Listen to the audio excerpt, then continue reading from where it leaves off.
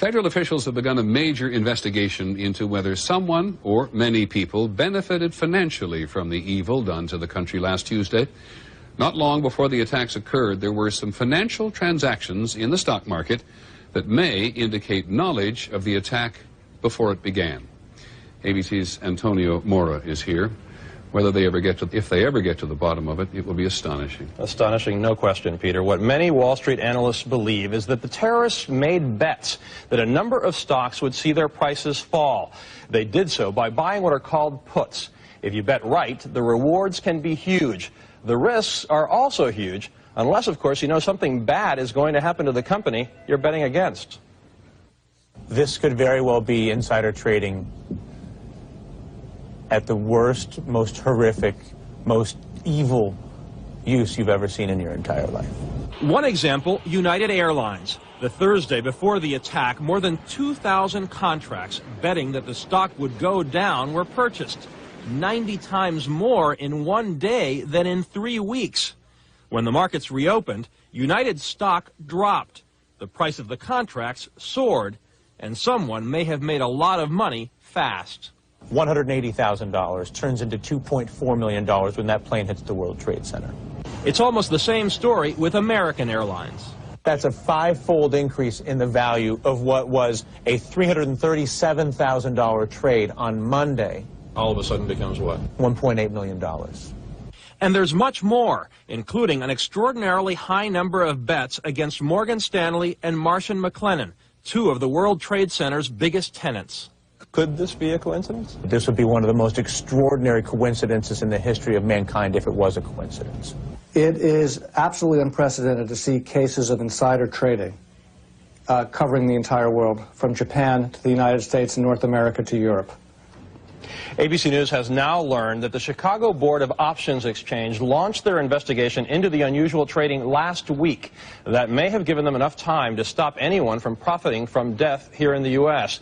It may also give investigators, Peter, a hot trail that might lead them to the terrorists. Thanks very much. As a reminder of the complications here, though, the Secretary of the Treasury said today of this investigation, you've got to go through 10 veils before you get to the real source. Yep. Thanks, Antonio. Shalom, Yasharallah, Shalom. This your Quadash Alahayim coming at you with another quick lesson. First and foremost, I like to say, Kal Hala, Abanawa, Yahweh, Bahasham, Yahweh Shai, Hamashiach, Amanawal, Barakatah. Yahweh being the name of our Heavenly Father, the Ancient of Days, the Lord of Hosts, the Almighty.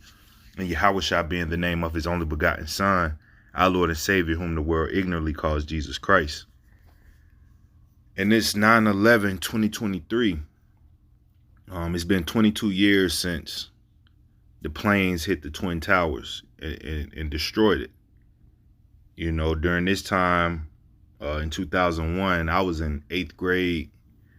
I had just got to school. My first period teacher, Miss Bassa Young, downtown Orlando at Howard Middle School, she was flipping out that morning about the so-called terrorist attack on the Twin Towers. You know, we was watching, and it was surreal, man. It was unreal what we was witnessing.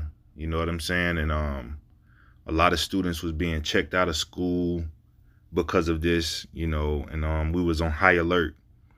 And shown that the enemies that did this was the Arabs, man, right? Over there from Afghanistan, Bin Laden and all of them. That's what we was taught. That's what we was told. And that's what a lot of people accepted. But there was a lot of loopholes in these stories that was being presented to us. At the time, the president was George W. Bush, and he was in the classroom reading to some kindergartners or listening to them read, because I don't think he could really read. So he was listening to the kindergartners read or whatever. He was, unbothered by what was going on as the head of state. So it was a lot of conspiracy theories surrounding 9/11, which me personally, I still think to this day that it was an inside job, that the government was involved in it, and it's a lot of evidence to prove that claim, right? Because even when the planes hit, the way the buildings fell, it was as if it was a controlled demolition. right? You know, like when they go blow up a old building or old hotel, they set dynamites all around it, and when they blow it up, it's like a controlled fall. That's what happened with the towers, you know, and it was all strategic for this devil Esau to carry out his plan, because Esau, he carefully planned things before he do them, years and years and years in advance, and he executed, and that means even destroying his own people for the greater cause. Let's start off with the book of Micah, the 2nd chapter and the 1st verse. This is the book of Micah, chapter 2 and verse 1, and it reads, "Woe unto them that devise iniquity and work evil upon their beds. When the morning is light, they practice it, because it is in the power of their hand." Right? So destruction unto those that devise iniquity, that create and mastermind wicked plans to destroy people and to destroy the earth. Woe unto them, right? And they work evil upon their beds, because while they in the bed at night, or while you sleep at night, they up in their bed thinking about ways to destroy you, or ways to, you know, mastermind a wicked plan, right? When it is morning, when the morning is light, they practice it because it is in the power of their hands. So when they wake up, they carry out those thoughts, those evil thoughts and evil imaginations that they plan to do, right? So September 11th, 2001, 22 years ago, that's what was done. They woke up and they carried out their evil plan. Verse number 2, "And they covet fields and take them by violence, and houses and take them away. So they oppress a man in his house, even a man in his heritage," right? Because these devils, they covet fields, right? Being covetous is like one of the most wickedest things you can be, because that leads to iniquity. Covetousness leads to more sin and greater sin. When you desire to have something that belongs to somebody else, hey, that goes down many avenues, man. Especially when you get to the point where you're willing to do anything unlawful to get it. Hey, that's wicked and evil as hell. There's not more wicked thing than a covetous man. And Esau, Edom, the so-called white man, he is very covetous, right? He take houses, right? He covet fields and take them by violence. He not just finna push you out the way and be like, hey, this is mine. No, he finna destroy you. He finna go on a slaughter, on a massacre to get what he want, man. He willing to kill men, women, and children, old and young, man. He don't care, right? And take them away, so they oppress a man in his house, even a man in his heritage, right? So Esau, Edom's ultimate plan was to go to Afghanistan and take their resources, right? Because Afghanistan had a significant mineral heritage, with over 14,000 mineral occurrences recorded to date, including gold, copper, lithium, uranium, iron 1, cobalt, natural gases, and oils, man. Right? So he oppressed a man in his house, even a man in his heritage. And that heritage goes into a mineral heritage as well. Right? Because Afghanistan is rich in resources. So that was a reason for him to go over there and invade. He needed an excuse. So he masterminded a plan and put it into effect that morning on 9/11/2001, right? If you don't know, the dragon, right, the great red dragon in the scriptures is Esau, Edom, right? The so-called white man is not an actual dragon. A dragon just means a large serpent. And Esau is the biggest serpent on the planet. He's the biggest snake on the planet because he wear a disguise. He come to you as an angel of light, when really war is in his heart, man. Right? His blessing is the sword, so he's always ready to go to war. Right? Let's go to the book of Revelation, the 12th chapter and the 2nd verse. The book of Revelation, the 12th chapter and the 2nd verse, and it reads, "And she, being with child, cried, travailing in birth, in pain to be delivered." Now this she is Jerusalem. It's a metaphor, Verse 3, and there appeared another wonder in heaven, and behold, a great red dragon, having 7 heads and 10 horns and 7 crowns upon his head.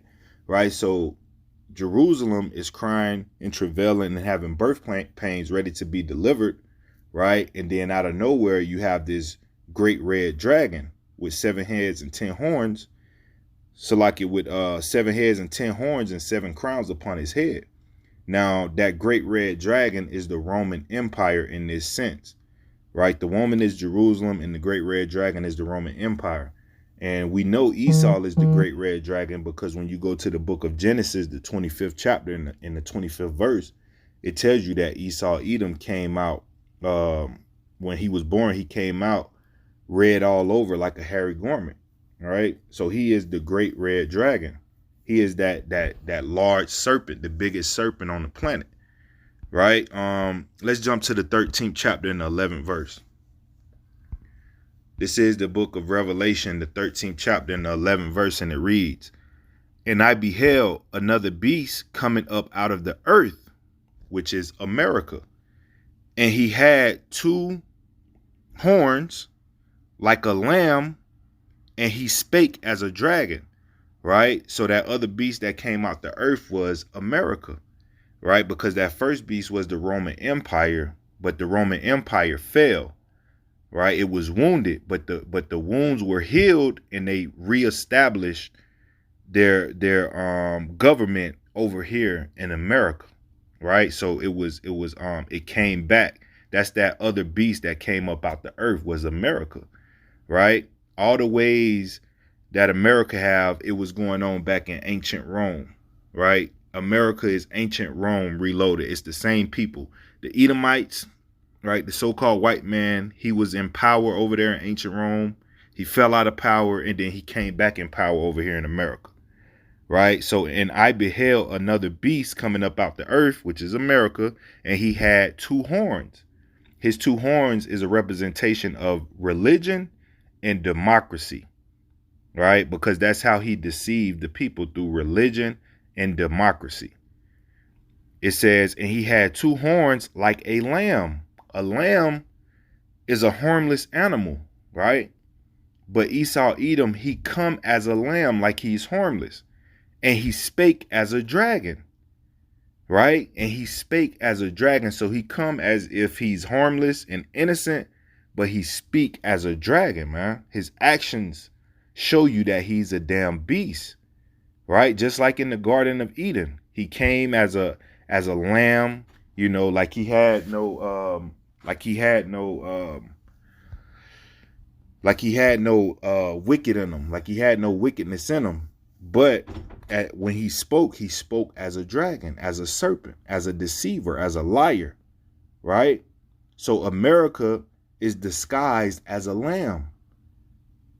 The way they portray it on the televisions, and it looks like a beautiful country, freedom and democracy and peace and the American dream. But on the flip side, the reality of it is demonic, man. It's wicked, it's evil, it's lawless. It goes against everything that the Most High stands for. It goes against every law that the Most High stands for. America break all 10 commandments, easy. They break all 613 commandments, easy, right? So America is that other beast that came up out the earth, right? Esau disguised himself as a lamb. Let's go to the book of Job, the 24th chapter in the 13th verse. Just to prove that Esau Edom, he disguised himself, right? Because when you disguise yourself, you can commit a crime and take off your disguise, and it could be as if you didn't commit a crime, right? Let's go to the book of Job, the 24th chapter in the 13th verse. And it reads, they are of those that rebel against the light. They know not the ways thereof, nor abide in the paths thereof. Right? So Esau, Edom are those that rebel against the light, just like cockroaches, man. Right? Now we know that the law is light. right? The commandment is a lamp and the law is light. They rebel against the light. They rebel against the commandments of the Most High. Even though when they get into office, they put their hand over the Bible and swear over the Bible, they're not following nothing in the scriptures, right? So just like cockroaches, when you hit the lights and cockroaches is out, when they see that light, they scatter, man. They running because they hate the light. They rebel against the light, right? They rebel against the commandments of the Most High. The Most High say, don't eat pork. Esau eat them. He rebelled against that commandment, and he advertised and promote pepperoni pizza, like swine pepperoni, right? He promotes, swine bacon, pork chops. He make it good and cheap. So if you don't have money to buy no beef, no lamb, no exquisite dishes, you got to buy that swine to feed the family because it's real cheap, right? So they rebel against the light. That's just one of many examples. Stealing is another commandment that they break. Putting other gods before the Most High is a commandment they break. Why? Because they are most hateful forsakers of the Most High.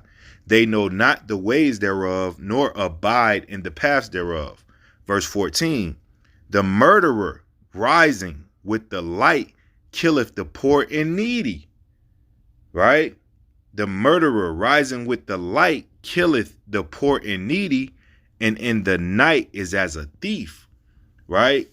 When you go to Genesis 4:14, it said that Cain would be a fugitive and a vagabond in the earth.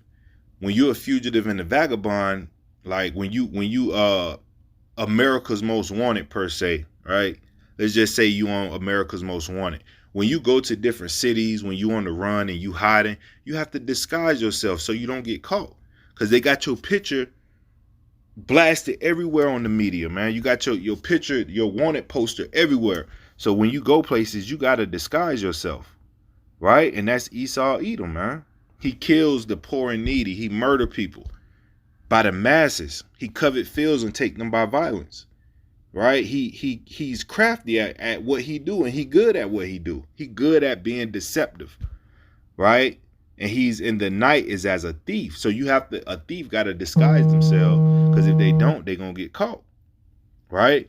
Verse 14 again, the murderer rising with the light, right? So when the sun come up in the morning, he murdering stuff, just like on 9/11. I think that first plane hit at like 8:46 a.m., right? Soon as the sun came up, he was doing damage, man, right?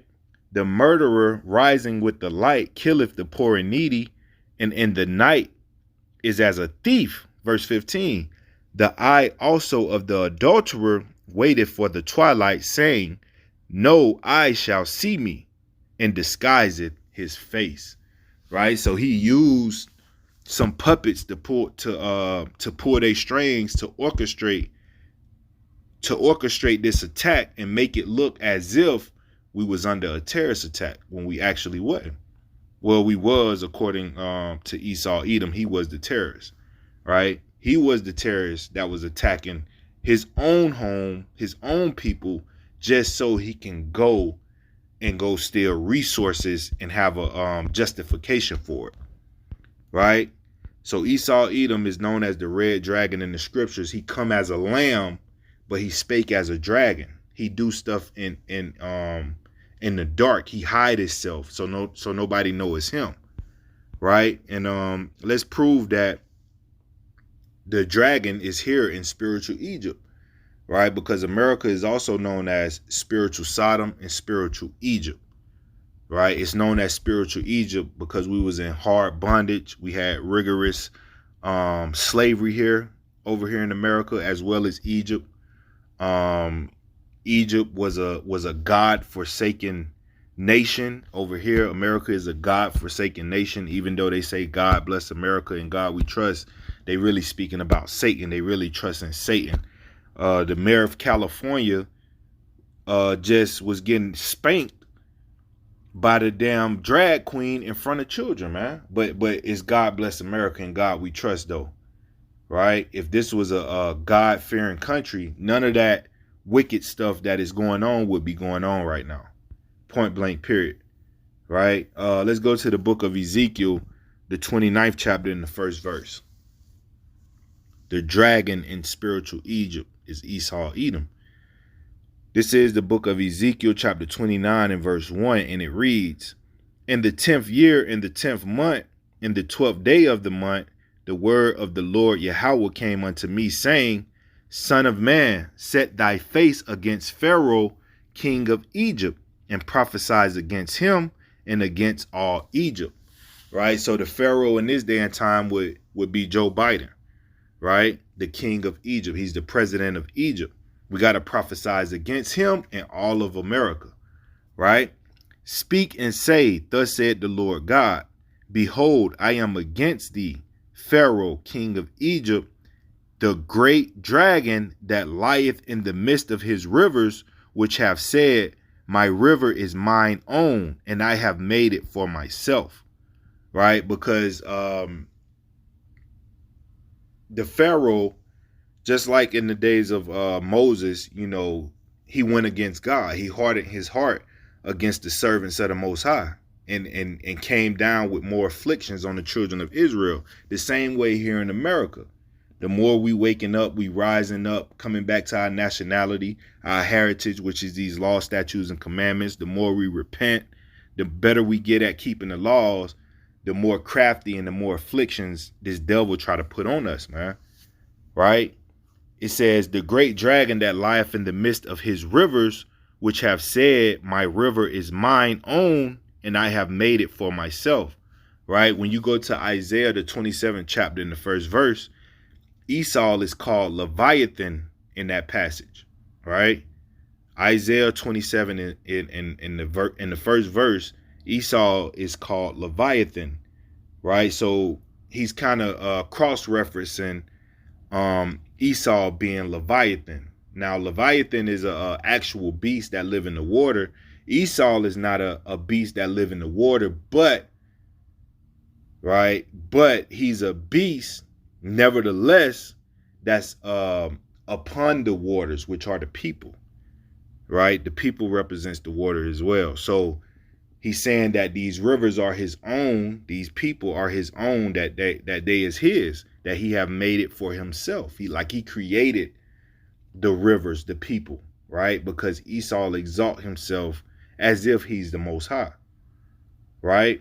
He say, "My river is mine own, I have made it for myself." That's just symbolic for the pride of Esau, Edom. He feel as if he is the Most High. Can't nobody tell him nothing. Right? A peasant can't come and rebuke him because they not on his level. But little do he know, right? We don't need weapons of war. We don't need carnal weapons to overthrow this kingdom, man. All we got to do to overthrow this kingdom is turn back to the Most High and apply these commandments and just watch the Most High work, man. Right? Let's go to the book of Isaiah, the 14th chapter in the 6th verse. The book of Isaiah, chapter 14 and verse 6, and it reads, "He who smote the people in wrath with a continual stroke," that he represents Esau, the red dragon, right? "He who smote the people in wrath with a continual stroke, he that ruleth the nations in anger is persecuted, and none hindereth." Right? So he's now being persecuted in this day and time, man. The BRICS nations have turned their back on the American dollar, about to collapse the economy, right? And that has a significant role with the children of Israel, because when we start keeping money in our communities, when we start honoring the Sabbath day and not buying and spending, it throws the economy out of whack, right? But on a greater scale, the Most High used these other nations to rebel against this beast system as well, right? Is persecuted and none hindereth. Ain't nobody gonna stop what Esau got coming, man. No matter how much you love this devil, no matter how much you love America, you love this wicked ass kingdom, nothing is gonna hinder his destruction, man. It's coming. It's set in stone. He's a defeated foe, man. Right? Let's jump to the book of Psalm, the 44th chapter in the 18th verse. Right? Because there's a lot of so-called conspiracy theories surrounding 9/11. right? When the plane went into the Pentagon, right? When they took pictures of the Pentagon, there wasn't even a plane there. There wasn't even a plane there on site, right? There wasn't even a plane there. They said a plane hit the building, but when you get to the building, there was not a plane in sight. That's that craftiness, that deceitfulness that Esau Edom used to manipulate the minds of the people.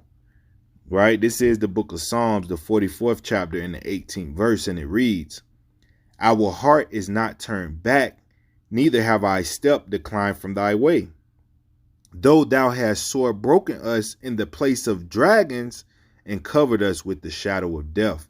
Right? So even though the children of Israel has been destroyed as far as rigorous slavery, oppression, being fed poisonous foods, eating defiled bread in the land of our enemies, being killed in the streets unjustly, our hearts is not turned back, neither our steps decline from thy way. We still keeping the commandments, man. Despite everything that's going on to us in these last days, those who have awakened to this truth, hey, we keeping the laws of the Most High in the midst of all this adversity and tribulation and affliction, right? We have not declined from thy way. Though thou hast sore broken us in the place of dragons, the Most High has broken us down and humbled us in this place of dragons, which is America, and covered us with the shadow of death, right? America is known as the shadow of death, right? Because death is on every corner, man. You can get killed at any given time. You could be taking your children to school and get pulled over, and the police blast your head off in front of your children, man, for no reason, because they were scared, right? This is the valley of the shadow of death, man. This is the place of the shadow of death, right? But thou hast broken us, verse 19, thou hast broken us sore. So like it, thou hast sore broken us in the place of dragons. America is the place of dragons. That's why they always say it's those conspiracy theorists, so-called conspiracy theorists, are the reptilians. The reptilians is really Esau Edom, man, and the other nations that follow the beast, right? Those are the reptilians, the place of dragons, right? Reptilians is just a code name for a serpent, a snake, or a dragon, cold-blooded creature, right? So going back to Revelation, the 12th chapter and the 2nd verse, what we brought out in the beginning, right? Revelation chapter 12 and verse 2, and it reads, "And she being with child cried, travailing in birth and pain to be delivered. And there appeared another wonder in heaven, and behold, a great red dragon, having 7 heads and 10 horns and 7 crowns upon his head." Right? So those seven heads are of the Roman Empire, right? You had Greece, you had Rome, you had Germany, Spain, France, Russia, and Great Britain, right? Those are the 7 heads of the Roman Empire. And then you had the 10 horns, which is the European Union, right? The 10 horns represents the European Union, right? So just so you can get an understanding, man, 9/11 was an orchestrated attack by Esau Edom to go oppress a man in his house, even a man in his heritage. Afghanistan had a mineral heritage that's full of resources. Afghanistan is rich with resources. And what do Esau do? He manipulate his way and deceive his way into making it look like America is under attack, and he go over there, you know, justified in his own eyes to go over there and slaughter innocent people and take their resources, right? Esau is drunk off that wine of violence, man. Right? Let's get that in the book of Proverbs, the 4th chapter and the 17th verse. The book of Proverbs, the 4th chapter and the 17th verse, and it reads, "For they eat the bread of wickedness and drink the wine of violence." Right? So that's what these reptilians or these dragons do, man. They eat the bread of wickedness, the knowledge of wickedness. They get creative with their wickedness, man. When you think you can think of something wicked, Esau done already took it there to 100 times more wicked. Right? You could think of the most evilest thing in your mind, but it don't even compare to the thought process of Esau Edom, man. He take that wickedness to a whole new level. Right? For they eat the bread of wickedness and drink the wine of violence. And that's what all these nations drunk off of, the wine of Babylon, man, the wine of America. Right? Death is nothing to people. We desensitize to death, man. We watch so many movies and TV shows and news outlets that we see death, and death is like nothing out here right now, man. Why? Because Esau got the people drinking the wine of violence. Mass murder is nothing, man. We see school shootings all the time, mass shootings every day here in America, man. It's nothing, right? They don't care about life out here. This is a God-forsaken country. And that's why the towers got hit, because Esau had a strategic plan to invade Afghanistan. Right? Let me close out with Isaiah 33 and 18. All right, let's go to the book of Isaiah, chapter 33 and 18, and it reads, "Thine heart shall meditate terror. Where is the scribe? Where is the receiver?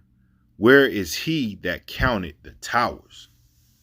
Right? So we got to meditate terror on our enemies, man, because that's what they do to us. Right? They execute that terror on us, but we can meditate terror. We don't have to actually act upon it. Right? But we can meditate terror upon our enemies, man. You got to channel those thoughts and imaginations toward the true enemy. Right? Stop meditating terror on your own people all the time and start meditating terror on your enemies, man. Those that are of the other nations that oppose the will of the Most High. Right? Where is the scribe? Where is the receiver? Where is he that counted the towers? All right. They want us to never forget 9/11, right? But they want us to forget slavery, right? Ron DeSantis out there in Florida say that black people benefited off of slavery. So I guess it's safe to say that so-called white people benefited off of 9/11. And with that, I'd like to give all praise, honor, and glory to Yahweh, Bahasham, Yahweh Hamashiach, Amanawal, Barakatah. It's H.O.I. Las Vegas. It's H.O.I. to the chariots fly. Shalom, Yasharallah.